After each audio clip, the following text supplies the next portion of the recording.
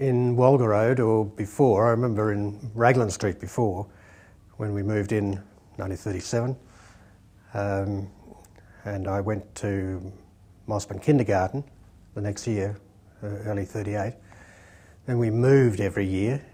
We moved to Keston Avenue for probably a year, then Somerset Street for a year, then Cowles Road for a year, then into 25 Walga Road in, would have been 1941, I think, because in 1942 I remember being huddled up in the corridor area of the house while the Japanese subs came into the harbour, and there was whatever was going on in the harbour, noise and so on. I remember we were huddled up there.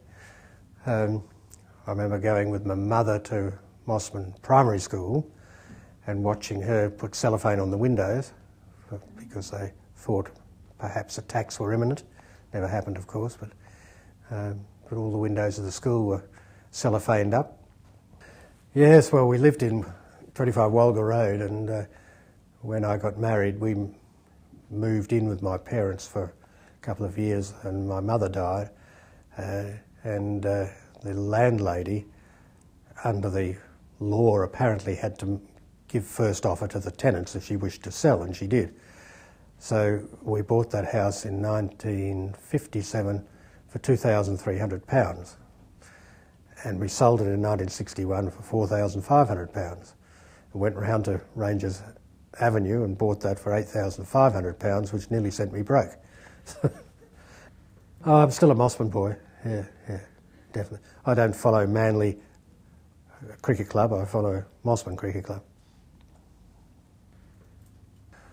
Well, we always used to walk down Almora Street and down the steps to get to the beach, but it was a bit hairy to come back that way, so we used to get the tram back up to Mossman Junction and then walk home from there.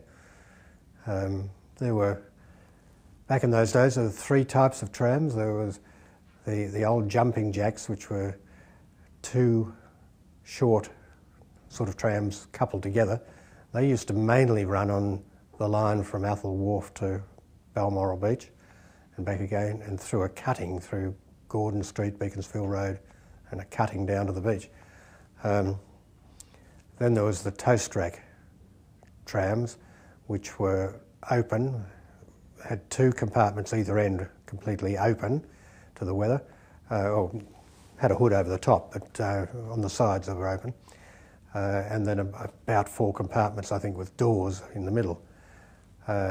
The conductor used to walk along a running board collecting the fares, and he had a strap to pull to stop the tram and to start it again to tell the driver to get moving. The newer trams had a corridor down the middle, so the conductor was inside the tram. They went off, don't remember the date, the end of the 50s. They were scrapped progressively through Sydney. I was quite pleased to see them go. I thought they were a nuisance to the traffic. You couldn't get past them because they stopped at every stop. The cars had to stop behind them and wait. Well, other people had different opinions, but that was my opinion. But there were lines down to the Spit, junction at Spit Junction. There was, as I said, a line down to the Spit, and the other one went down to the zoo, a branch at the Buena Vista Hotel down to Balmoral, and a branch at Mossman Junction down to Mossman Wharf. Well, we used to go down to Memory Park after school and have a hit. Ian Craig lived around the corner. He came along too. There was the Scotts along the road and Winslow's the other side and a few others. And we formed a little cricket team at one stage called Memory Park. We had a turf wicket because the bumpy old weeds were our wicket, which was the pride and joy, and better than anybody else who only had a concrete wicket down at the Spit or something, which is much better in fact, but still.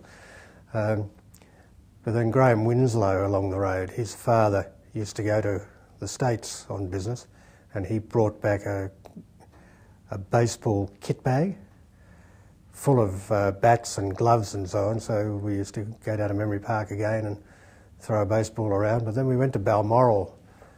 Couldn't have been playing a game, but we must have been just practicing, if you like. And Jack Ahern from the cricket club found us, and he talked us into coming to Mossman Oval. I forget if it was baseball first or cricket first, but we went to the cricket nets and we joined the Mossman Juvenile Baseball Association, which played every Saturday morning before the grade games in the winter. It's all good fun. Well, it just continued, yes, right up till now, if you like. Yeah.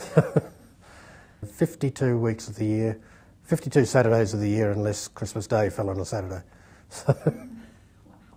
No, Mossman Oval was for the kids' nets and for the juvenile baseball, but as we got older, Rawson Oval was used for senior cricket and baseball, and Balmoral was also used for senior cricket and baseball. But the grades went down. The first grade was basically Mossman Oval. Rawson was the second ground and Balmoral was the third ground. The first one was Stan McCabe. I never saw him bat, but I did know him through being treasurer of the club, and he had a sports store. I used to buy all the gear from him. But he was a great cricketer, pre-war.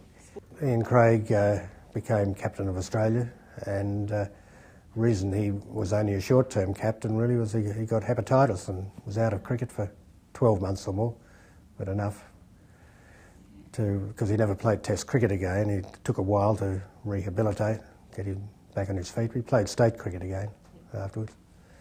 But there was Graham Hull before him, also a great batsman. Don Bradman took him to South Australia. He played with South Australia then, and England, Australia. Gordon Rourke, one of the fastest bowlers Australia's ever had. Dave Colley went to England in 1972 as an opening bowler. Then next one would have been Allen, I think, and currently Brett Lee, even though Brett's injured. Bill Bassett, I found this person, Bill Bassett, who I didn't know of before, who was a great leg spin bowler back in the 1920s, got a poultice of wickets, but never got picked in the state side. And in his scrapbook in the library, there's lots of cuttings of editorials, if you like, or reports headed up, why isn't Bassett playing for New South Wales? His average is better than Arthur Maley and things like that. But he never made it. Well, Ken really took over from Bill Bassett. He started in first grade at the very end of the 20s, just as Bill Bassett was fading out. And then Ken played continuously, with the war sort of interrupting things, but continuously through till about the early 60s, 62 probably, 63. First grade cricket, and then he continued on playing down in the minor grades, not second or third grade. He went down to teach the kids in the Northern Suburbs competition. And he played till he was probably 70. Keith Carmody, commonly known as Bendy, because they thought he was round the bend, I remember him taking us as kids from the nets up to Tantallon Oval at Lane Cove to play a game of cricket up there. And he was a coach. He was a player and coached. But then he was in the war, became a prisoner of war, shot down while flying an aeroplane somewhere. And anyway, he got out after the war, came back here and played about 2 seasons, I think, and then went to West Australia to captain West Australia's first ever Sheffield Shield side, and they won it in the first year they played. After a period there, he came back here and was club coach for a year or two. But I used to see him reasonably regularly. Two international captains. There's probably only about one other club that can match that, and that'd be in Melbourne. Well, cricket's an expensive sport, if you like, from a council point of view. Probably is from players' point of view too, but from a council point of view, you've got to have a wicket prepared. You must have a fence. The fence also is there for other sports, but you must have a fence. Sight screens, maybe a bit else, and then you've got 3 ovals to do all that for. Dressing rooms, pavilion. But we always want a bit more, and we weren't getting satisfaction in the earlier days from council. We didn't think we were. So 3 of us were nattering away one day over a beer, John Sykes, myself and Dommy Lopez, and we said one of us ought to get onto council and see if we can smarten things up a bit for sport. And John, who was an insurance broker, said, well, I've got an insurance business to worry about. And I said, I'm in an accounting firm, I've got to worry about that. So Dommy said, okay, I'll stand for council. And he did, and you know the history of Dommy. So we couldn't play on Sundays. I can't recall whether Dommy was in council then or not, but certainly he did have quite a bit to say about it. I remember that. We had to go to the council, to the town hall, and put our case. And finally won. The pavilion was opened in 1939, and it was open. Not the bottom part, but the seating area was all open. In the mid-80s, we convinced council to close off the back part, glass it in, make a bit of a room out of it, mainly for, not really a club room, but for scorers to get out of the weather and that sort of thing. So the soccer club and the cricket club both put in $35,000, payable over 10 years, plus interest, to glass that in and make a bit of a cubby house for us. And when we played in Fresno, the umpire, who was an American, turned up in his car with a number plate, how's that? And that tickled my fancy. So I thought if the system ever comes to New South Wales, I'll grab that number plate. Well, in 1981 it did, so I applied for it and got it. And put it onto my old 1952 Daimler and put it on the Mossman Oval in front of the scoreboard for the 75th. Well, it was really to make a label to put on a wine bottle for our 75th anniversary of the club. Yes, you've got a dance card out there, which is quite fascinating. We used to have balls, yes, at Mossman Town Hall, and they were like the Trocadero. There's a big area to ballroom dance. You don't get that these days. It's all a little square of rock and rolling, which is, and I don't know, the atmosphere seems to have gone from that. Nobody ballroom dances anymore. That scene's gone. They have something called a ball every year, but I think it's more of a drink-up. I don't go. So. It was voluntary labour to get an oval built, and probably oval's a bad word. A ground would be a better word.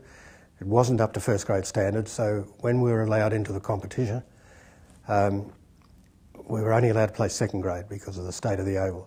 So players of first grade status had to play with either North Sydney or Middle Harbour. Eventually, with more work on the ground, we were admitted to first grade status in 1921, 22, and I think we might have even come second that year.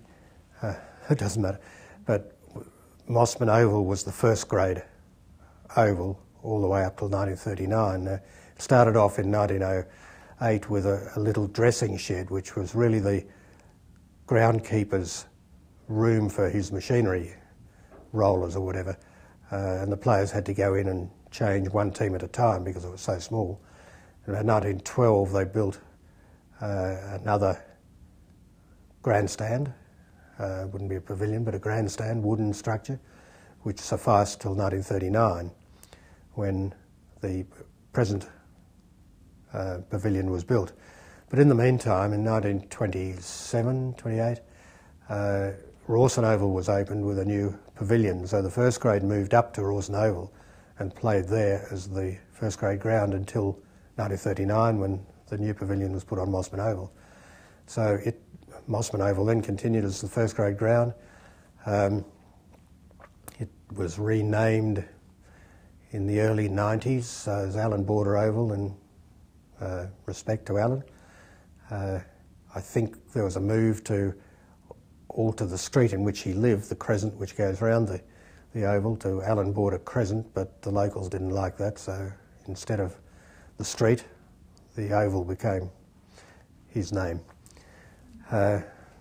In later years, we've swapped a little bit between Mossman and Rawson Oval, depending on the state of the ground. I've got to say that soccer does destroy the wicket area, and we haven't in recent years been able to grow grass on the centre wicket, which led us to go back to Rawson Oval as our first grade ground. But last year we re-turfed cost us $10,000, but we re-turfed the wicket and moved back to Mossman Oval, and hopefully that's going to last us for a while.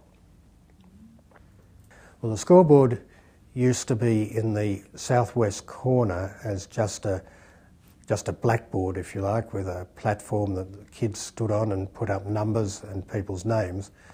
That was probably moved over to the other side of the oval in the early 70s, I would think. I can't really put a year on that. And it was used for a while, but now it's hard to get people to come and use it, to actually do the scoring for us. We used to have lots of kids come and do that. We've still got 300 kids playing cricket in the area, but we can't get them up to do the scoreboard. No, the stand hasn't moved. No. Well, earlier on in my early days in the 50s, it was more of an egg shape, and it was a funny looking oval. But the council did expand it and made it into a true oval.